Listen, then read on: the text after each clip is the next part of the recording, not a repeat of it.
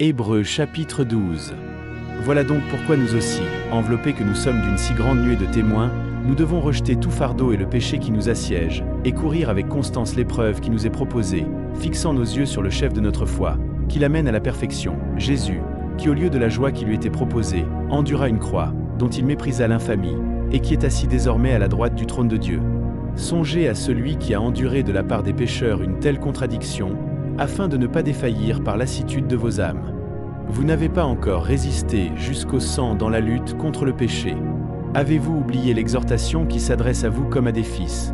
Mon fils, ne méprise pas la correction du Seigneur, et ne te décourage pas quand il te reprend. Car celui qui aime le Seigneur, il le corrige, et il châtie tout fils qu'il agrée. C'est pour votre correction que vous souffrez. C'est en fils que Dieu vous traite. Et quel est le fils que ne corrige son père? Si vous êtes exempts de cette correction, dont tous ont leur part, c'est que vous êtes des bâtards et non des fils. D'ailleurs, nous avons eu pour nous corriger nos pères selon la chair, et nous les respections. Ne serons-nous pas soumis bien davantage au Père des esprits pour avoir la vie? Cela, en effet, nous corrigeait pendant peu de temps et au jugé, mais lui, c'est pour notre bien, afin de nous faire participer à sa sainteté.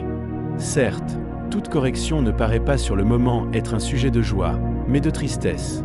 Plus tard cependant, elle rapporte à ceux qu'elle a exercé un fruit de paix et de justice. C'est pourquoi redressez vos mains inertes et vos genoux fléchissants, et rendez droit pour vos pas les sentiers tortueux, afin que le boiteux ne dévie point, mais plutôt qu'il guérisse. Recherchez la paix avec tous, et la sanctification sans laquelle personne ne verra le Seigneur, veillant à ce que personne ne soit privé de la grâce de Dieu, à ce qu'aucune racine amère ne pousse des rejetons et ne cause du trouble, ce qui contaminerait toute la masse, à ce qu'enfin il n'y ait aucun impudique ni profanateur, comme Ésaü qui, pour un seul mets, livra son droit d'aînesse. Vous savez bien que, par la suite, quand il voulut obtenir la bénédiction, il fut rejeté, car il ne put obtenir un changement de sentiment, bien qu'il l'eût recherché avec larmes.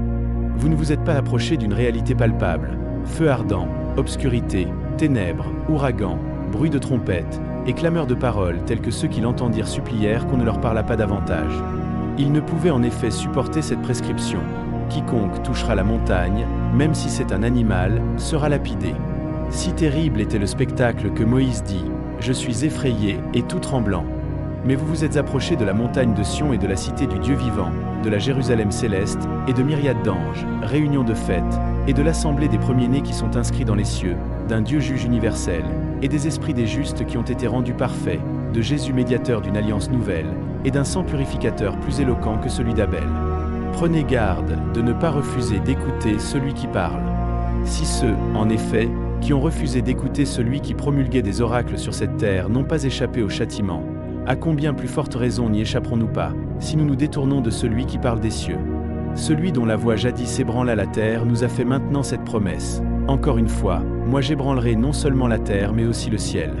Cette encore une fois indique que les choses ébranlées seront changées, puisque ce sont des réalités créées, pour que subsistent celles qui sont inébranlables. Ainsi, puisque nous recevons la possession d'un royaume inébranlable, retenons fermement la grâce, et par elle rendons à Dieu un culte qui lui soit agréable avec religion et crainte. En effet, notre Dieu est un feu consumant. Ultime recommandation.